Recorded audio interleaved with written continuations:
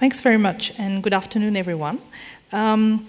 Just before I start, I want to maybe say 2 words on my organization, because I think we're probably, Nils and I, the few in the room that are not from the mining community, so we're not industries.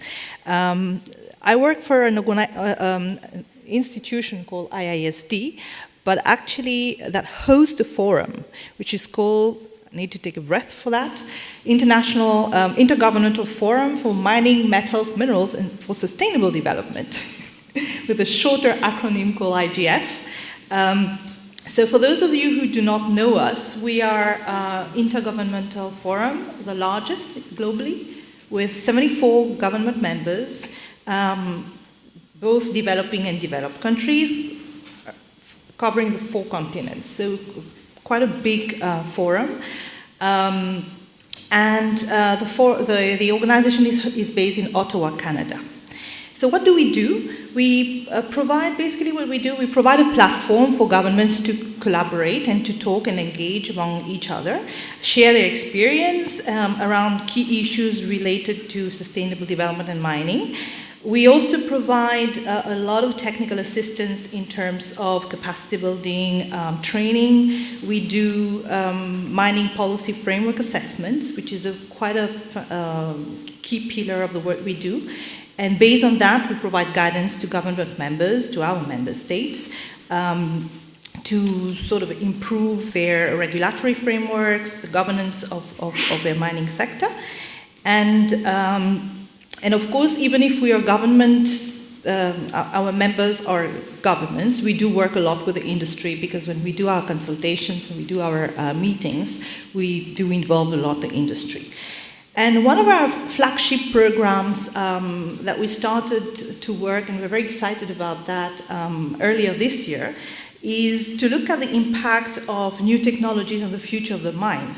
And this particular stream of work that I'm co-leading with a colleague looks essentially, and I'm going to talk about that, on issues related to skills and a labor market, procurement, so all the different impact that the future of the mine will have on the relationship between government and industry, government and communities. We're working on a report that will be released at our annual general meeting that is held every year in October. And that report is a sort of technological impact review. And following that, we'll be doing a number of in-country consultations. So just that, my PR part. So now coming back to the topic that we're going to talk about, Nils and I are going to speak about how governments and industry are collaborating or not to drive the industry moving forward.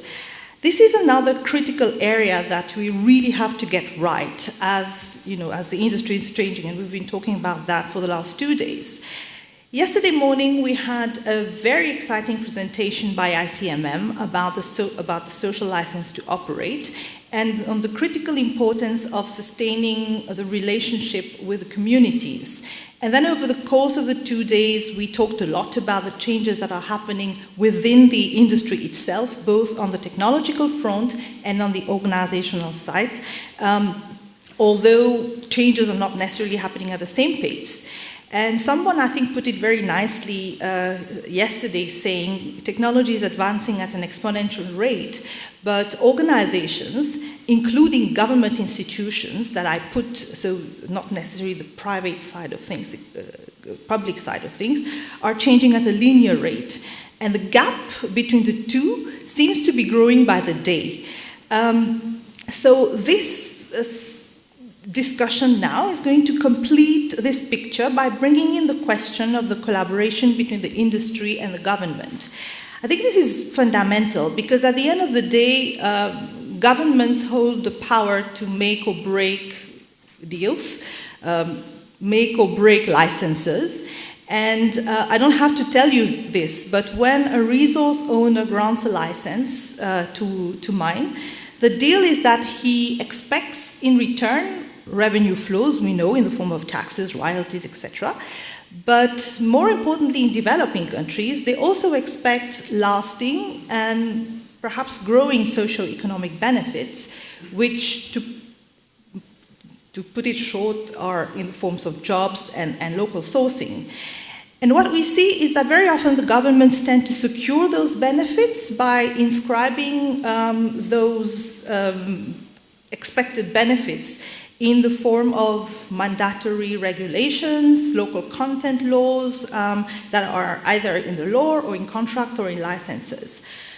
Now, some of the technologies that are coming on stream, and I'm referring here essentially to automation. We don't have time to go into the other types of technologies, but I'll focus more on automation, is most probably going to shake that deal.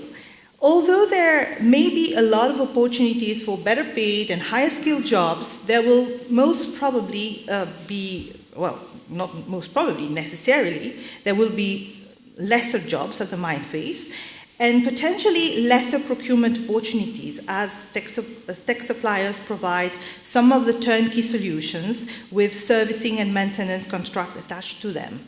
And we've heard it all throughout the 2 days. From the industry's perspective, technologies are really essential for safety, for productivity, and from efficiency, for efficiency.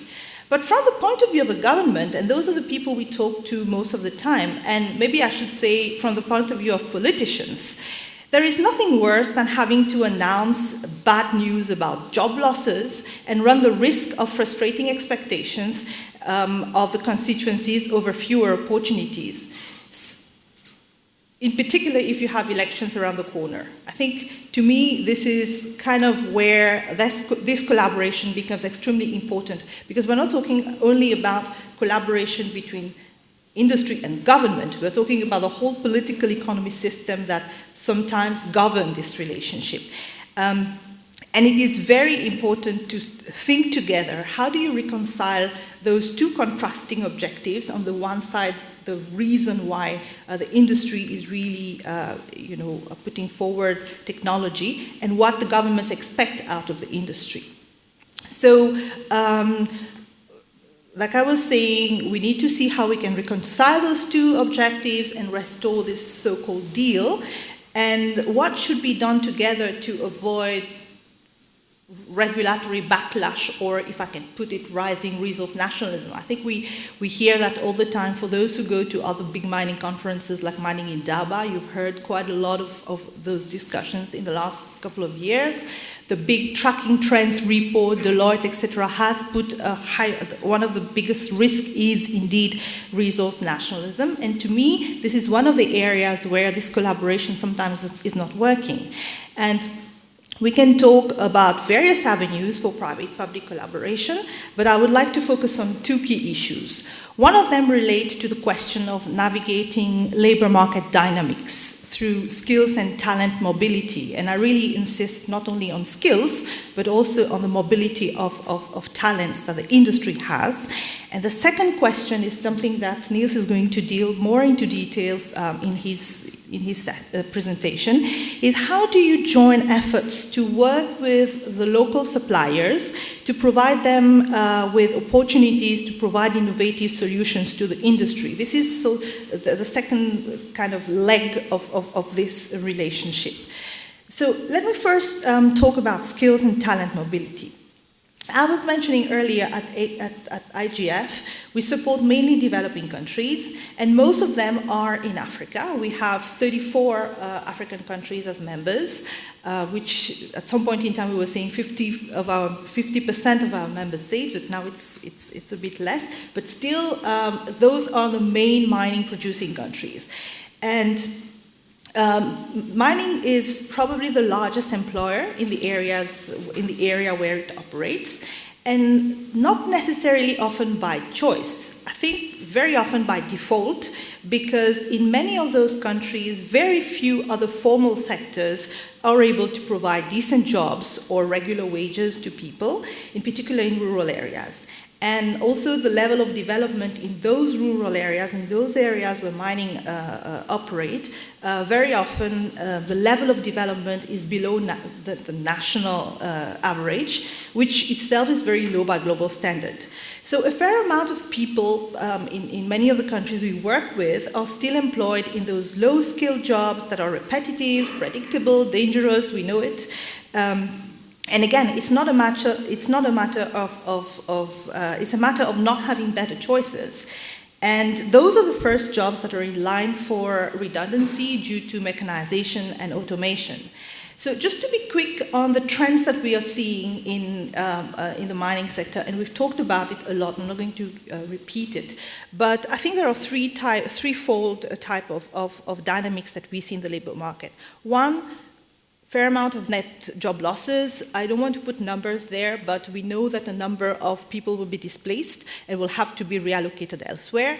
There are a fair number of jobs. Some reports mention between 40 and 70% of the jobs in the industry are going to be redesigned or enhanced due to the fact that you're bringing in augmented intelligence into the current task, and therefore people will have to be retrained, will have to be reskilled, and of course there will be new jobs that will provide awesome opportunities for higher skilled workers and with a much higher paycheck. We heard yesterday very interesting cases by Resolute and Kinross highlighting some of those opportunities.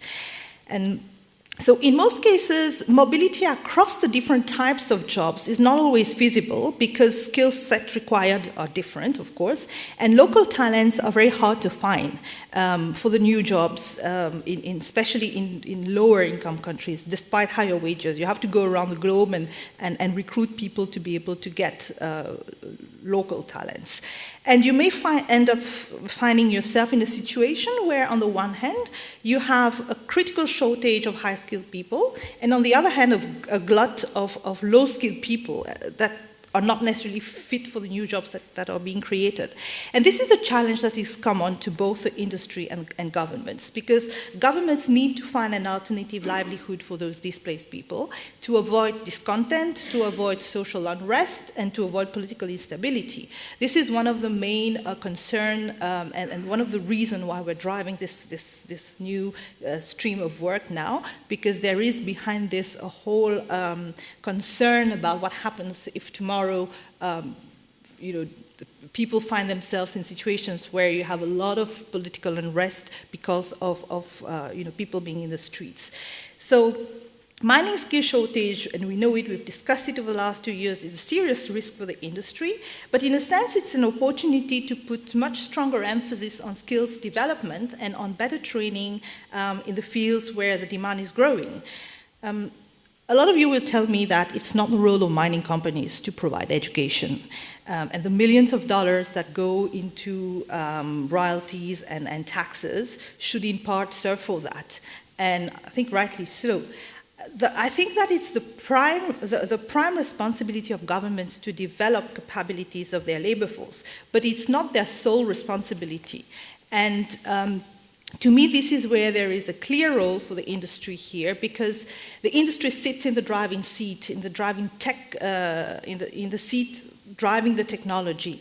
And the industry knows better and many years in advance what kind of technology is going to be rolled out in their operations when they plan and when they plan to do those investments.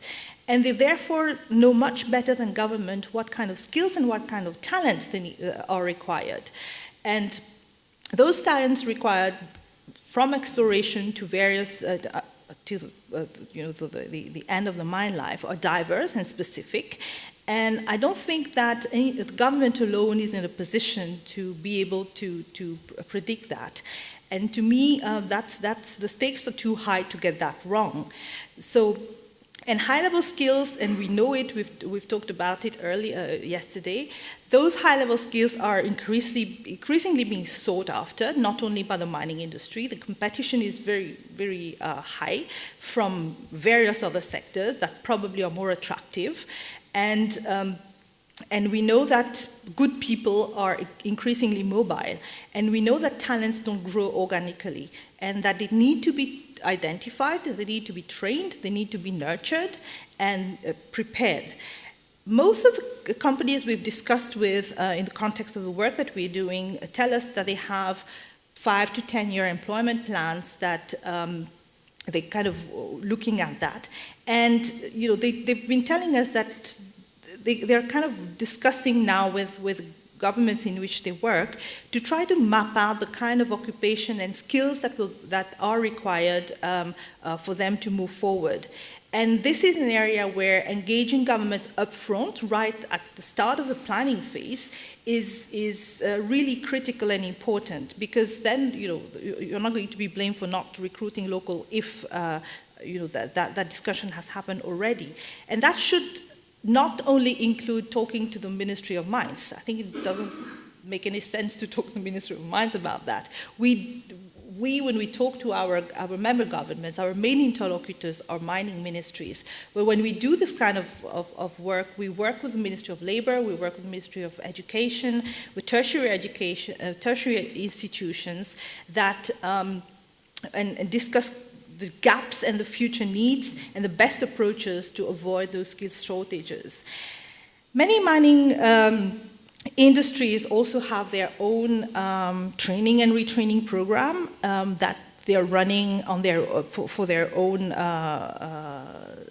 industry. But I think that can be scaled up by building partnerships with universities, with training centers, so universities and training centers can also keep up with the rapidly evolving technology. Sometimes they're totally disconnected to what's happening in the industry. The other area where I think collaboration is key is and that's an area where we don't necessarily hear the collaboration happening. So you have lesser advanced mining sectors. I'm thinking about the construction sector. I'm thinking about those so-called, in the jargon that we use, construction material sector, not necessarily advancing at the same pace. Mid-sized mining companies where things are advancing much more slowly, and also with non-mining industries. Where some of the talents that are being laid off in the sector could find an outlet there. And this cross-industry mobility facilitation, I think, is an important way to make sure that there is scope to reallocate labor elsewhere. In one of our projects that we're working at now, we're looking at this issue. We're actually mapping out the current and future occupation classification in the mining sector so that's in a particular country. So we are comparing that with the country's industrial strategy and the sector priorities that the country has identified for the next couple of years. And we're doing this mapping by occupation needs. There is an international standard classification that we're using to do this, and to see where possible talents can be redirected. And what we found out doing this, mining industry is a very demanding industry. The standards are very high, labor standards are very high, including for the low-skilled jobs. And talented workers from the mining industry can be extremely valued there. It's kind of panning out well, and we hope that at some point in time we'll be able to share some of those good practice with our other members. So just briefly before I give Nils the microphone, because he has probably some interesting slides to show us, I just wanted to mention another area where I think collaboration is extremely important. This is support to supply chains. And I think it's really important to work together around supporting the ability of the domestic private sector to provide innovative solutions to the mining to the mining industry.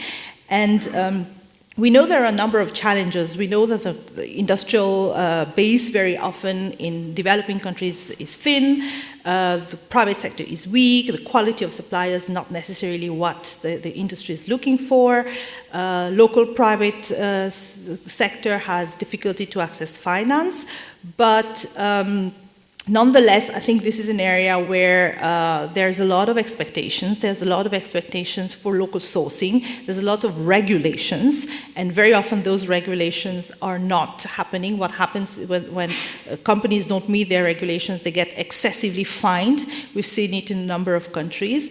And it's not helping, because if you are fined, it doesn't mean that you're not going to source locally next year. You have to source locally even if the capacity is not there. And so it's a never-ending fight. And here, the joint collaboration is very important to nurture innovative business development. And one of the main challenges that merit at least a conversation between industry and government is how do you improve this climate for private sector development and for innovation. The environment is not conducive. There are a couple of metrics there, and we're not talking about just standard, normal industry type. We're also thinking about more innovative solutions. And there are two metrics that I found, some data that I found somehow that were quite telling about, to show you how critical the situation is and how collaboration could help advance that. One of them is the level of public and private sector investment in research and development. Looked at Africa. It's 8 times below the developed countries' average. Just to give you the data, Sub-Saharan Africa invests only 0.4% of their GDP in R&D, which is in R&D infrastructure, in tertiary education, etc., compared to 3% for developed countries' average. South Korea, which is the most performing better, has 4.3% annual GDP spend on R&D. And the other metric that is very interesting to look at is the intellectual property rights and patent. How many patents countries are registering every year? So 2017, there were 3.17 million patents filed. Out of that, China had filed 1.38 million, which is 43% roughly of the total number of patents. South Africa, which is the most advanced African country we work with, filed 7,500 patents. And Ghana, which is the other, Ghana is third on the list from African countries, 26 patents. China had 1.38 million patents filed. And to me, it really tells you the gap in terms of the reward for innovation in countries doesn't exist. And as long as ideas are not protected, there will be no reward for innovation, and there will be very little scope for beyond, low quality type of stuff that you can do in a country. So I'm going to stop here and let Nils take you through his procurement model, because then we can have a conversation around how that all fits in together. Thank you.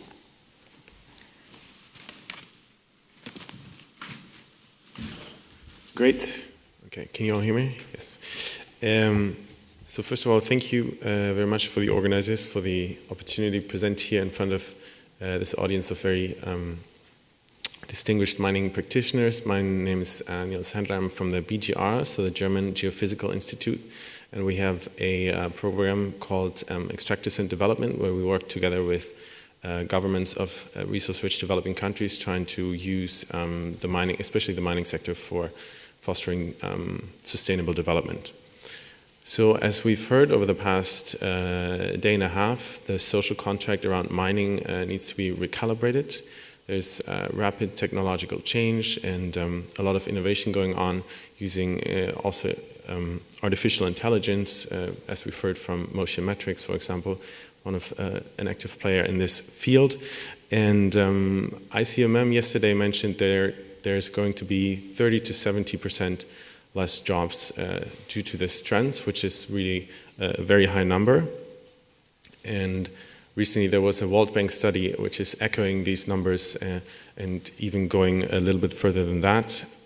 So it states that mechanization improves competitiveness but reduces jobs, and therefore it also reduces the broad-based benefits of mining. And the study illustrates these trends with examples of mines, using one mine that is deploying state-of-the-art technology and has an output that was 11 times higher than that of a conventional mine, with the flip side that it really employs almost just a tenth of the people. And these people then tend to be higher skilled, and this shift to more capital-intensive mining is also detaching the mine operations from the local community. So this is kind of the challenge that we're facing, and we believe that the work that we are doing around increasing local procurement is sort of like tackling this challenge. Also, the African Development Bank is currently conducting a study on fostering and involving mineral value chains in iron ore, gold, and diamonds stronger into local economies, and highlighting the barriers and trade-offs related to these value chain segments. So governments are looking at these challenges. They're waking up to especially sort of this employment impact that we believe is so crucial. And we're trying to help them unlock these or like tackle these challenges. And at BGR, we believe that upstream local sourcing has the largest potential for unlocking value for both local economies and communities, but also for the mining companies in terms of reducing costs in the medium term. So therefore, we try to enter the dialogue and also promote a dialogue which is taking governments to work collaboratively with the private sector and not have sort of like this dualistic relationship which we often see, and that's what we're trying to bring to the table. And as part of that, of our programmatic work, we've developed a tool which we call LION. So it stands for Local Investment Opportunities in Natural Resource Projects. And it is an online tool. Everyone can access the data and the data visualizations, which I'm about to show. And basically, we're trying to illustrate and quantify sort of the big ticket items which we see in mining local procurement. So we have worked on the copper belt, so copper and cobalt in Zambia and the DRC, and before that jointly with IGF on gold mining in West Africa, so Ghana, Cote d'Ivoire, Burkina Faso, and Mali. And we're currently trying to extend the model also for some other countries and also constantly update the numbers. So let me just show you the tool, I hope. So here you see the visualizations on the IGF webpage. So yeah, so this is the front page of the tool. This is the name that it stands for. We're part of the German Development Corporation. And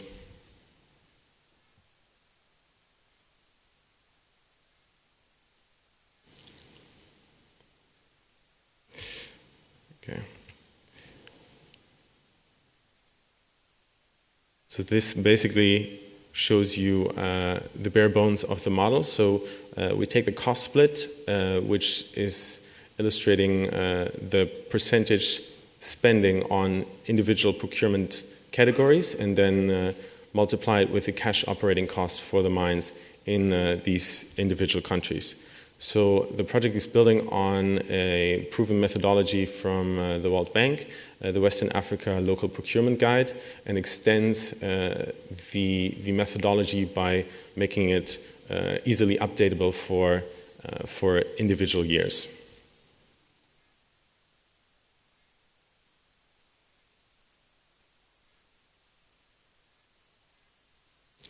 So here you see the mines that we look at in the copper belt. So again, all these results can be found online.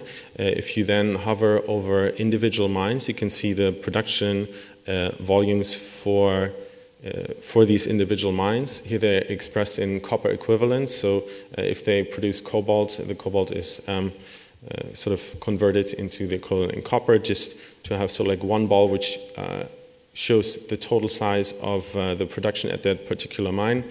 I'm sure that sort of for you from an industry perspective, having very high level of business intelligence, this is not necessarily very new, but if you think of being a local supplier in one of these countries, most certainly they don't have access to the S&P data that we use, for example, so that's really where the value is. Same thing for for local government officials who we're trying to work with to, for example, if they draft local content legislation, to make it more targeted, to make it efficient, to draft it in a way that has the intended effect and doesn't create unnecessary red tape.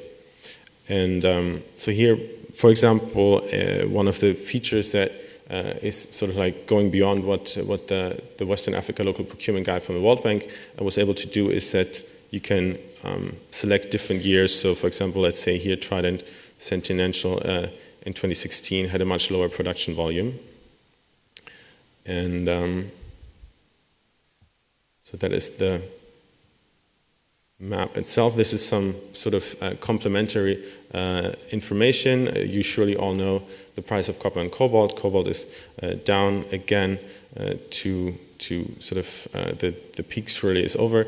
I guess here the most important graph really is this green line, which shows you the total cash operating cost in this particular region, which for the copper belt hovers in between $6.5 and $5 billion annually. So that is kind of the total procurement spent in this mining region, which ideally a larger percentage of it could be localized.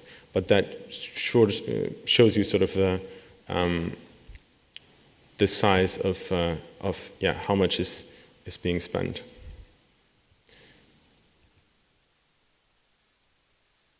Here you just see a segmentation between copper and cobalt for Zambia and the DRC. So basically just showing that this is copper, this is cobalt.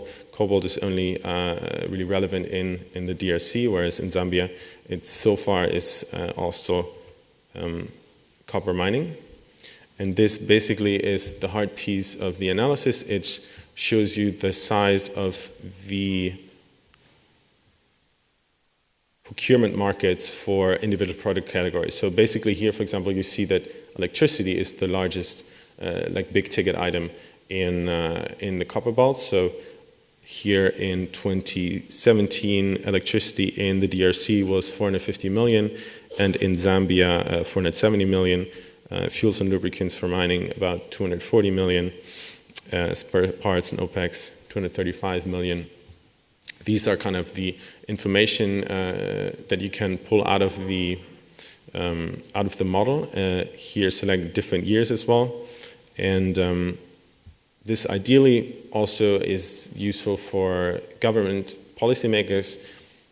Isabelle was working with policymakers in Ghana, where they drafted a local content regulation which was very targeted, so just looking at a very limited number of items, those with the highest value added, in order to be efficient, in order to be effective. And I think that is sort of like a meaningful way in which you can use these results in also what we believe is important in working with government, that they don't see kind of the private sector as somebody to work against, but if you want to make this work, you really have to work together. And this model is sort of one puzzle piece in this process. So this are the model results just for the copper belt. We have the same thing for gold mining in West Africa.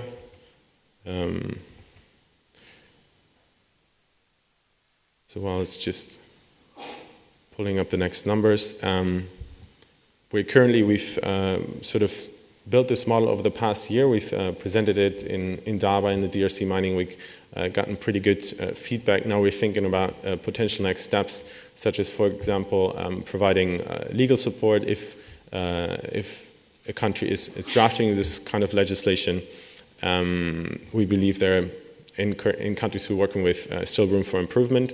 Another thing we're very keen on is joint venture facilitation, for example, because oftentimes you observe this gap between local capabilities and sort of like the standards required by the mining companies. So then we believe a feasible way of addressing this is, for example, partnering, let's say, German companies with local Congolese SMEs in like a matchmaking process to get them up to speed, so that mining companies can actually work with them, and sort of you actually start realizing this this potential value. So I guess I'm just, maybe we're just gonna stop here for now. Open to questions.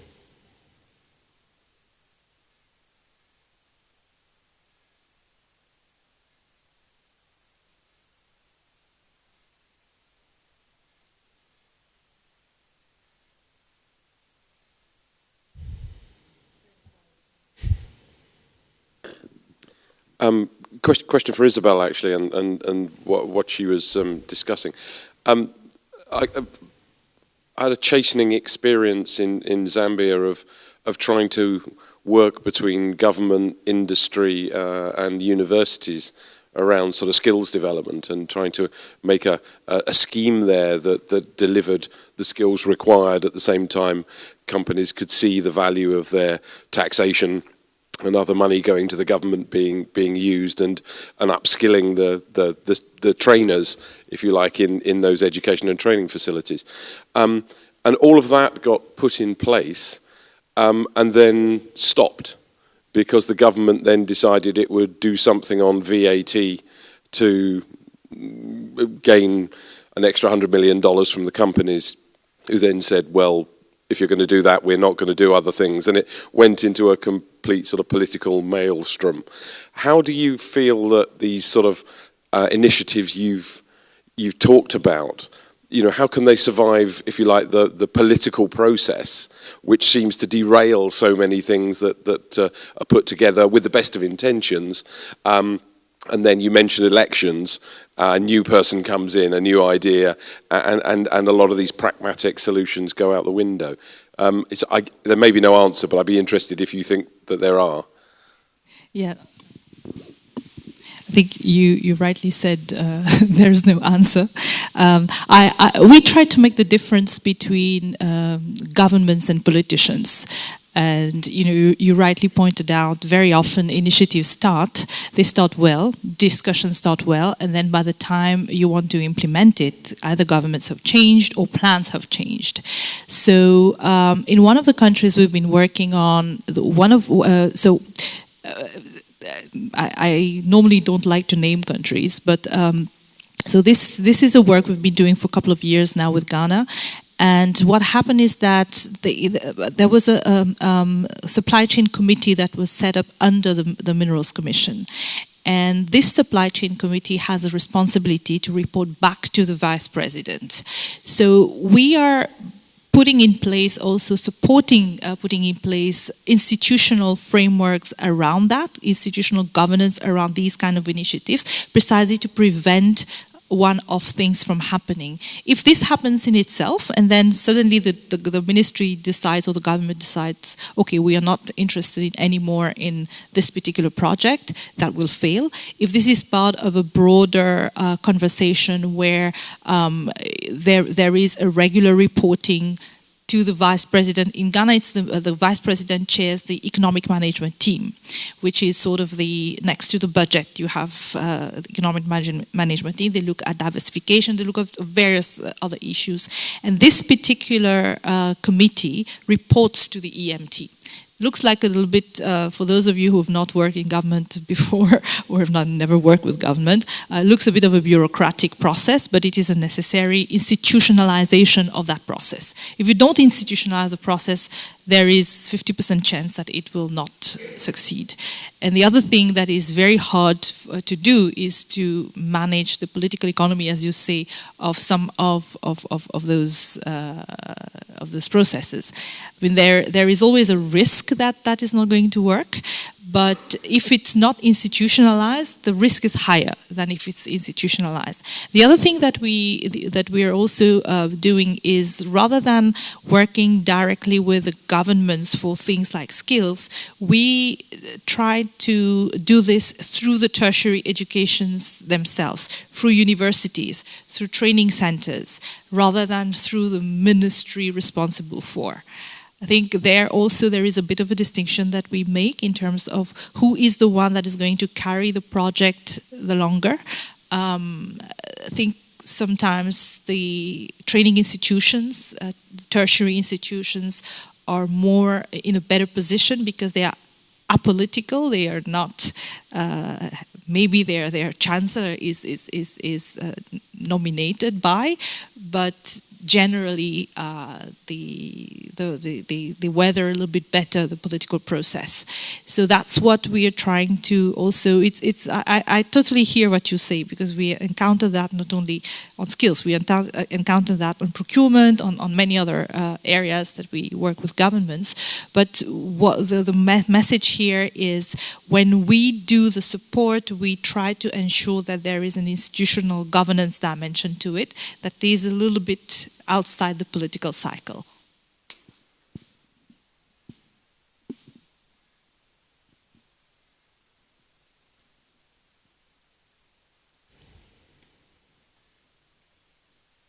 I think there's no more question. Very good audience, huh?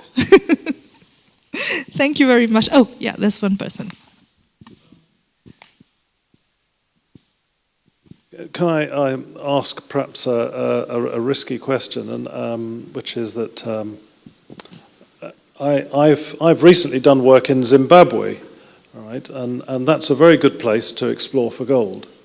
But what does the government have to do? Starting at I think it's starting at a very low level. How could you kickstart I feel like a mining-friendly. How could you make Zimbabwe into a mining-friendly place now? I wish I knew. 4 minutes is a challenging question to answer. I think we're just trying to influence sort of policymakers in the right direction, right? So the previous questions of, like, you have government officials coming in new legislative periods, and sort of oftentimes not having sort of a holistic view of how things are potentially can run in or like work in the long run, and that's we're trying to train them, do workshop, do policy supports to guide them in that direction. Obviously, sort of countries start at different points. I mean, Ghana, I think, is a good example of where there was really a collaborative effort with like the Chamber of Mines and policymakers to see how can we, for example, draft legislations which are sensible and which get the most out of the potential for local value addition. Zimbabwe obviously is sort of like in a different position. I believe we're not even working in the country at this stage. But we're trying to nudge them towards not having this very confrontational point of view, because we frankly don't believe that anyone's going to win from that. Maybe if I can just add to that. I come from a country that has a very different culture of private sector engagement with government, and we try to identify champions within the private sector in the country that are able to talk to the governments, however difficult or whatever political situation the country is. And it's a very easy answer to your very difficult question, because it's very hard when you had a country like that who's been for over 2 decades in sort of very uncertain decay situation with business to kickstart. But the experience that I have from my own country is that you do have national champions within private sector that have the ear of whoever is out there, because at the end of the day, they are the one who employ people, they are the one who create the wealth, and they are the one who are able to tell to government, if this and that and the other do not change, then you are going to be responsible for whatever wealth is not going to be created. We did it in the past. I come from Mauritius, which is not at all a good example compared to Zimbabwe. But the situation in the 1970s was probably closer to what Zimbabwe is now. And over 30 years, that culture of making sure that you identify those who are the nerve of the country's private sector, who hold, to some extent, not the ones that are the friends of whoever, but the real drivers of business. They have been able to make incremental change. After 20 years, it has really paid off, but it took a lot of time. When the country, started in 1968, we had a GDP per capita of $200. Today, it's close to $20,000, thanks to the kind of engagement and the buttons that were pushed by the private sector itself to do that. I don't know whether it's an answer, but it's an experience that we've seen in some countries where finding the coalition of drivers within the country in terms of business people can start to make a difference. Yeah, and just one small sort of inspiration, like Kibali gold mining in northeast of Congo, I think is doing something really remarkable in terms of developing supplies under harshest conditions. So just, I think it's fascinating what they're actually doing. Thanks. Thank you very much. We have 4 seconds left. Thank you.